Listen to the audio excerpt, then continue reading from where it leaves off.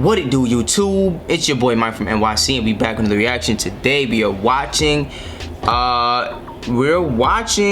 Clayton Crowley, but we're watching Why No Kobe, right?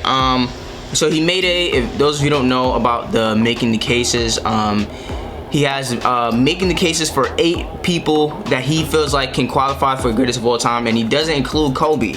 I personally understand why. I feel like I have an understanding of why. I haven't watched this video, but I feel like I understand why he didn't put Kobe in there. To me, it was just interesting to see Tim Duncan in there and not see Kobe. I feel like Kobe did everything Michael Jordan did, but just didn't do it. Like he did like 90% of what Jordan did. Like he wasn't as good scoring, he wasn't as good athletically. Kobe could shoot better, but Kobe wasn't as good on defense. Like Kobe like in terms of trying to make the case, Kobe was in the same lane as Mike, but just didn't do that lane as well, versus Tim Duncan, who's in a different lane. I guess you can make the case that he's better because it's different. When something is more different enough, you can make a case for it being better. But I personally, now talking about it, I feel like you can make the case for Kobe. You can argue that Kobe was in a more competitive era in terms of just like, not necessarily. I mean, I don't know. I guess we can just listen to what he says. I wasn't surprised, but I'm like, sheesh, you got Tim Duncan in there and no Kobe? That's kind of tough. Damn, if I had to make a case for Kobe, I would say Kobe is the most skilled player ever. I would say that I would argue that he's even more skilled than Mike, because Kobe had to develop more of a three-point shot, develop more moves in his bag. MJ didn't really have that many moves in his bag. He had a lot of the same moves that were just unstoppable because he was just a lot more physically gifted than everybody else, and his footwork. I mean, not take away, like his footwork is insane. Like he's like, he's Michael Jordan, but like Kobe had to develop more moves in his bag.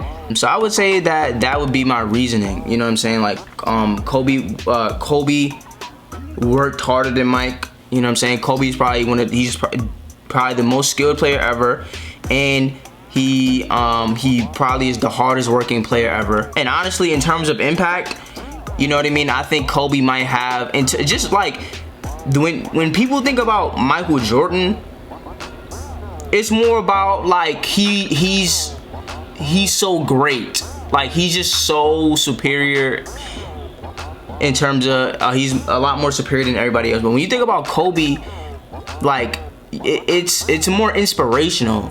People don't really get inspired from Michael Jordan the way they did Kobe, because Kobe gave you the feel that whatever you wanted, it was tangible. You just had to put in the work. Mike gave you the feel like I wish that I can be like Mike. I wish that I can be like Mike. So that's what I would say if I had to guess.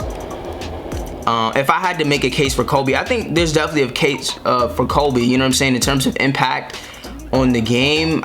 You know what I mean? Like I feel like Kobe definitely has an argument, but let's see what he has to say. I'm the guy who makes those basketball videos you watch. The like 20 or 30 minute videos about the guys who played like 30 or 40 or 50 years ago, and they take like 3 weeks to make, and it's like, what are you doing with your time? It's like, oh my gosh, I don't know. Those videos. I'm that guy. I'm halfway through making the case for the 8 players that I set out to make the case for, and I feel like now it's a good time to talk about a question that I've certainly been asked by my friends and by people in the comment section of these videos, which is, why no Kobe Bryant? Kobe's not one of the 4 that I've already done, and by process of elimination, I think you can probably figure out he's probably not going to be one of the 4 that have left to be made. And I think to start answering the question of why no Kobe Bryant, it's important to talk about the subjectivity of what this all is about. The question of who's the greatest of all time is a subjective question. Everybody has their own criteria and their own definitions of what greatness means, which is why it's possible to make 8 separate arguments for one singular accolade, because one person's greatest player of all time fulfills their criteria for greatness in ways that other players don't, and it varies from person to person. And you know, I say in the beginning of the videos in that like 90-second intro I have, by my count, there are 8 players in NBA history that have a substantial claim as the GOAT. And it's important there, and I chose it intentionally, the phrase by my count, because it is. Those 8 players are the ones that I found the case to be made for that I could really get my head around and believe in. Because as I'm making these videos that take 2 or 3 weeks, I'm reading and I'm watching and I'm talking and thinking about these players so much, and it's important to find players and cases and arguments that I think have merit and that I can almost in a way convince myself of. Facts. Because that just makes it so much easier to convince you of and to make the videos. Facts. And when it came to Kobe, I just couldn't find that case back when I was making this list of the 8 players back in December. Jeez. I just couldn't find a super compelling angle to attack it from. He's the second coming of Michael Jordan, and that's a huge part of his legacy. You know, he's the closest thing to Michael Jordan that we've ever seen. And that's the ultimate compliment.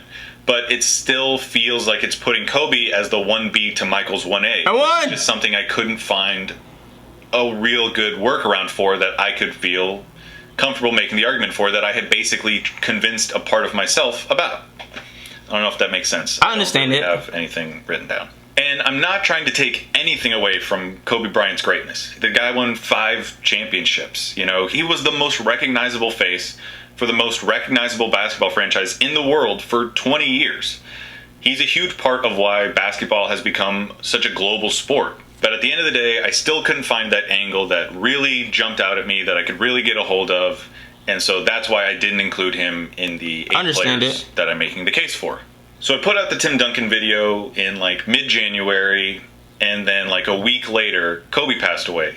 And all those other people on the helicopter passed away as well, which is just horrific for Kobe, his family, the other families involved, and everybody who cared about any of them. So in the weeks and the months and still to this day afterwards, there's just this big groundswell of support and attention of people who want to watch things that he did and talk about how great he was in order to honor the life and legacy of one of basketball's greatest players, and a player who was such a huge part in so many of our youths watching basketball. Oh, God. So the thought crossed my mind to try to retroactively include a Kobe video making the case for him as the GOAT. Ultimately, though, I decided not to because the case for Kobe hadn't really changed, which would have meant that the case would have been dishonest. Right, and disingenuous. it would have just been fueled by His death. my desire to capitalize on the attention that he was getting That's because not he it. had passed away. That's not it. Yeah, It would have felt like, to a certain extent, lying to myself and to you in order to capitalize and get views off of the death of this super impactful, important person. And that's just something that I'm not going to do. Facts. That's whack. That's corny now, shit. like I That's said at the cornball beginning, shit. I think that a lot of this greatness stuff is subjective. And just because I couldn't do it doesn't mean that it can't be done. So It if definitely can be anybody wants done. to make the case for Kobe as the GOAT, I will happily watch or listen or read that case. So that's basically why I didn't include Kobe in the first place, and why I'm not going to retroactively try to take advantage of the death of one of the greatest basketball players ever. I hope that cleared that up a little bit. If not, if you're still unsatisfied with that answer, you can leave me in comments. It's fine. Just, go ahead. I really appreciate you guys watching. I really appreciate you guys watching this video, the other videos I'm putting out, and stay tuned for the next installment of Making the Case. I'm not gonna lie to you, it's a good one. So, whatever. Thanks a lot. I don't know how I'm gonna end these videos. Yeah, look. What you mean? Fuck with Kobe Bean. ISO player, he never needed screen. He that guy with the baldy. That's why they call him Bean. Or maybe his middle name. I don't understand the difference in the things.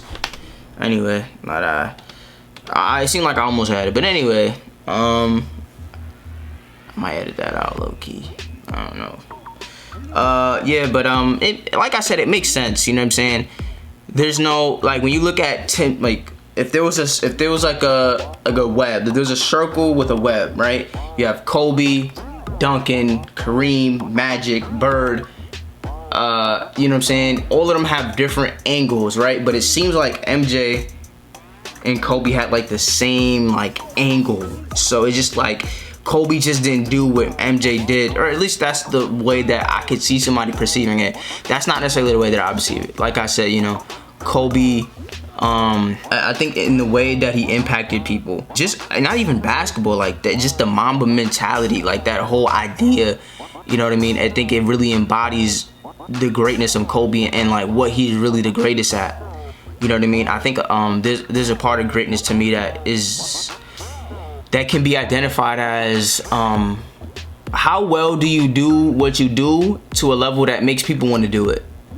You know what I mean? Like when I you know, as somebody who's trying to grow on YouTube, right? I look at other YouTubers and I don't just watch YouTube for entertainment anymore. I watch it to try to learn, like, what is this person doing that I may not be doing that is keeping me from being successful in this realm in the way that I want to be, right? And a lot of it, you know, when I watch people like Dante, he's one of the most famous reactors in the world as far as I'm concerned. He's one of the most famous and entertaining reactors. When I watch Dante does what he does to a level that makes people want to do it.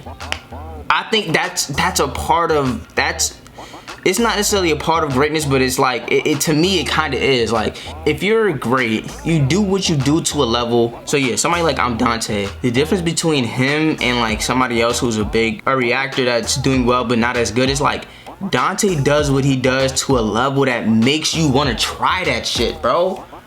It's like Kobe did what Kobe, like, and I didn't really get this feel from MJ. Kobe did what he did to a level that, in such a way that made you want to try it, bro. Like, when I watched MJ, it never really felt inspired to play basketball. It never really made me like, damn, I want to go try that. Me personally, you know what I mean? But I feel like for me, in the general consensus of most people, is when they watch Kobe, it made them want to go outside and try that shit. That's consistent with most people. That is so inspirational. You know what I mean? Like that Mamba mentality, like the way you affect people has a lot to do with your greatness. You know what I mean? In my opinion, or maybe not a lot, but it has something to do with your greatness. I don't think Michael Jordan inspired people to do what he did the way Kobe did. I don't think, like, the way Kobe inspires people to do whatever it is that they want to do. You know, Kobe inspires people to do other things that aren't even basketball because of the way he played basketball. Like, Mike never did that. Mike made basketball like a household sport, and he made people want to watch it because he was so entertaining. And that's something to be said about that, you know what I mean? But Kobe did what he did to a point where it inspired people to not only play basketball, but it inspired people to chase their dreams. I feel like there's a whole lens you can take, and honestly, like, it's like you could easily say, well, what does that have to do with basketball? You know what I mean? That's one of the reasons that I have Allen Iverson above Chris Paul. You know what I'm saying? I don't think Allen Iverson had a better career than Chris Paul. I think it's fairly close. But I don't think if Chris Paul gets a ring, it might be a wrap. You know what I'm saying? But the reason I have Allen Iverson above Chris Paul is because the way that Allen Iverson impacted the game, like, little dudes wanted to play point. Little dudes was like, yo, if AI could do it, I could do it. You know what I'm saying? Kobe gave you that feel like if Kobe could do it, I could do it too. You know what I mean? Because you know, sure, he was 6'6" and athletic, but it was like the things he was great at, it's like it wasn't overwhelming. It was like, yo, he can do that, I can do that too. If he can, all he did was put in the work. You know what I'm saying? So I got a lot of respect for that, you know, and I think that case can be made. So yeah, that's enough for this video. Definitely like, comment, share, and subscribe if you like these type of videos, and I will see you when I see you. Peace.